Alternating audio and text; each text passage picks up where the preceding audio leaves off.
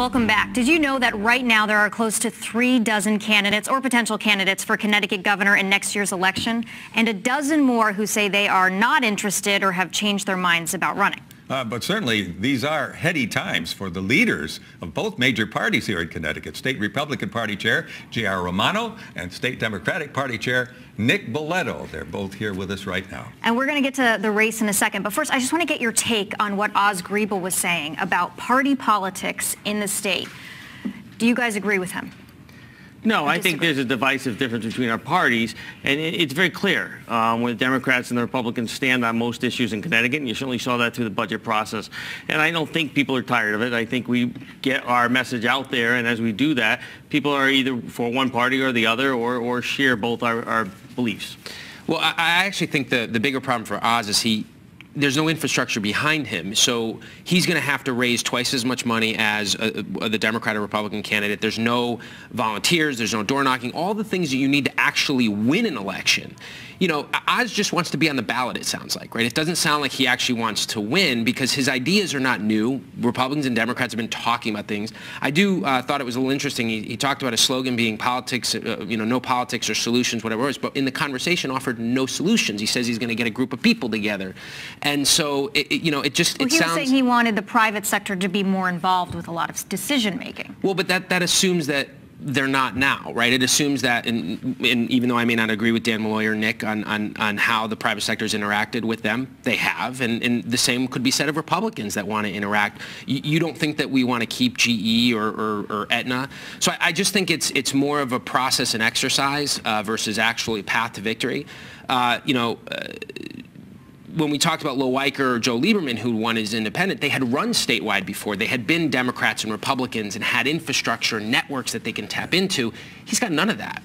So there truly is no path, and so you're not worried about him. Well, he'll be a spoiler for or Republican or Democrat. Possibly because right, because you got Monty Frank on the. Correct. So I just think won't that make the race even that much more exciting? Well, give you both much more headache. Well, I'm getting more gray hair as it is. That's right. Right now, I'm not sure it can get much more exciting. We got enough people in the race. You guys got a lot of people on both sides. All right. Well, let's talk about it. I was reading about this poll, the Tremont Advisory Group who took this poll, and they asked whether a Republican or a Democrat should replace Governor Malloy, and in the survey it came out pretty much even. Pretty even. Now, that doesn't make you feel too hot, I bet, because, JR, the Republicans obviously would expect that, well, they can almost walk right in. Well, I think it was an online poll, and it was a situation where sometimes you have to question the methodology a little bit, but what I will tell you as a quote-unquote blue state, for us to be ahead, slightly, but ahead in that poll is a clear indication that people are looking for a new direction for our state. We have had zero to little no job growth. We've had companies leaving, and But shouldn't you have been much farther ahead then? Well, they don't know who the candidate is. So, and again, it's an online poll, and I think Nick would agree that the methodology would have to be slightly questioned in how they did it. I think we learned a year ago, November, that the only poll that matters is Election Day. Yes. And I think this past November was a wonderful day for Democrats here in the state of Connecticut. We flipped 22 towns and cities throughout the state when people thought it was going to be a tough year for Democrats. I think the best thing that's ever happened to the Democratic Party is Donald Trump and what he's done to this country and what he continues to do. And the people in Connecticut are about to find out this tax plan is going to be devastating. And I would venture to guess, me being a tax accountant, looking at these numbers, that Connecticut will probably be one of the hardest hit states in the country. Actually, Nick, it's already been analyzed. The average family in Connecticut is going to get back about $835, and we're expected to get about 4,000 jobs by the Tax Policy Institute. And I find it a little ironic, though. I have to point out that it's wrong for people to keep their own money that they've earned, but it's okay for Dan Malloy to write a $150 million check to Ray Dalio and his hedge fund. That's bad. That's okay for you. So it's kind of this ironic talking point for you to talk about the fact that people are going to. How did you switch it to this? Well, because he brought up the tax bill. Okay. Right. So the point is, I have to defend this a little bit. Ray Dalio got $150 million from Dan Malloy to move his hedge fund. That's okay with you, but someone who earns their own money shouldn't. Something that brought jobs to the state of Connecticut and would keep jobs here in the state of Connecticut. So corporate welfare is okay. No, but keeping your own money is not okay. Do you think that President Trump's election and what's been happening so far in his first 11 months in office is going to influence voters to vote Republican? Well, what's happened is you've seen a lot of energy amongst really wealthy Democrats who can afford to be offended at his decorum. So if you look at a lot of the victories that Nick's talking about, it's Glastonbury, it's Guilford, but we were successful in communities like Derby, in Norwich. And so the people that can afford to be offended are excited and upset at some of Trump's decorum. But the truth is that blue-collar, hardworking Americans are with the Republican Party. They stayed with us. I mean, we retained New Britain. We retained East Haven.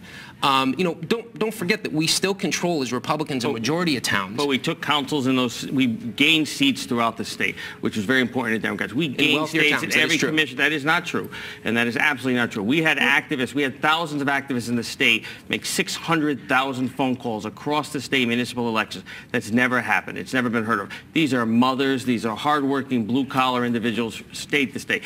East Haven. We didn't win it. We were 102 votes. We took over the Board of Finance. We won seats on the Board of Ed. So it's cities like that throughout the entire state. Bristol is not an affluent. Bristol had its own issue. Absolutely not. Bristol is not.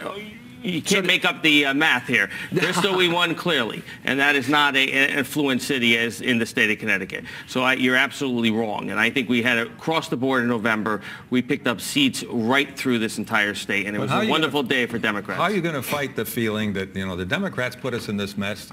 How can we got to go somewhere else? The Democrats are going to have to deliver their message and remind people we deliver, that we fight for the working people of the state of Connecticut. We make sure that everybody has health care available to them, unlike the Republicans that want to take that away on a national level and a statewide level. We have to remind them what the Republican budget and how devastating it was going to be to the entire state of Connecticut and what passed. Nick, I find it ironic when you guys talk about budgeting. I mean, I'm still waiting for my health care to decline because, or at least my health care to get more affordable, because I am in Obamacare. It hasn't been affordable at all. So all these talking points, you talk about budgeting and how devastating. You know what's been devastating? The Connecticut Democrats' leadership in our General Assembly. Where have we gotten with the Democrats in our state? You know, this was a bipartisan budget, and bipartisan means your party was there, and they were sitting in the room. We had a bailout. And they did a terrible job. No, they're about to get bailed out again because, as the governor said, your budget didn't balance. Your budget didn't work. We're trying to negotiate 7 years of mismanagement by Dan Malloy. And we got hit with 30, so we're even. We got hit with 30 of bad years of governors. Of the Democrats being in charge of the legislature, you're correct. No, of 30 years of bad Republican governors not funding and not funding the state budget and not funding pensions and being derelict and kicking the can down the road. That's what Dan Malloy had to do. The General Assembly didn't do that. The Democrats, that Martin Looney didn't have any responsibility in that? That was set by the governors. Okay. Did you just say that you signed up with Obamacare? Is that I have to. I'm in an exchange. Okay. I'm in exchanges because we are a small nonprofit. It is not affordable. So the point is that all of these things Democrats talk about, oh, we've done, but when you look at what's happened in the state of Connecticut, the Democrats have been in charge of our legislature for 30 plus years. And we are now in current, a consistent fiscal crisis. Every budget, we hear about deficits. We're losing businesses. We're losing revenue. And then to sit here and be critical of another path that the president is taking, there's no credibility there because you have I'm not critical of a path. I'm critical about just every path this president is taking. But you have no ground to stand on when the Democrats have been in charge. My point is down to us. Right, but Nick, the point that I'm making is that you guys haven't been right in 7 years in our state. You haven't been right on Obamacare. You haven't been right on corporate welfare. But what makes you think that you're in a solid position to be critical of budget? What he's saying is that President Trump is going to be a problem for you guys when everyone goes to the polls. And I will say that Senator Chris Murphy in those town halls was going around and telling people that the message that they can get up to the White House is by voting local elections, not voting Republicans. That is appealing to hardcore Democrats. There's no question. But you know who's more unpopular than Donald Trump in this state? Dan Malloy. That is just a fact. He's a governor that's made us eat our peas. And yes, that might be why he's not the most popular guy, but he did the right thing. And he's a governor who's forced us to do the right thing in this state, did not kick the can down the road, has funded pensions, and has made health care available to everybody in this state. Nick, whether it's unaffordable or not, we are the richest country in the world. And could you imagine children and seniors have to worry about having health care, going to the doctors, and prescriptions? All right, we need to leave some time for Professor Gary Rose. Yeah. We'll break down this discussion, but we always love having you both on. Thank you. It's going to be a fun year. If this is any indication of it, it will. Thank you very much, JR. Thank you. And Nick. Up next, right after a quick break,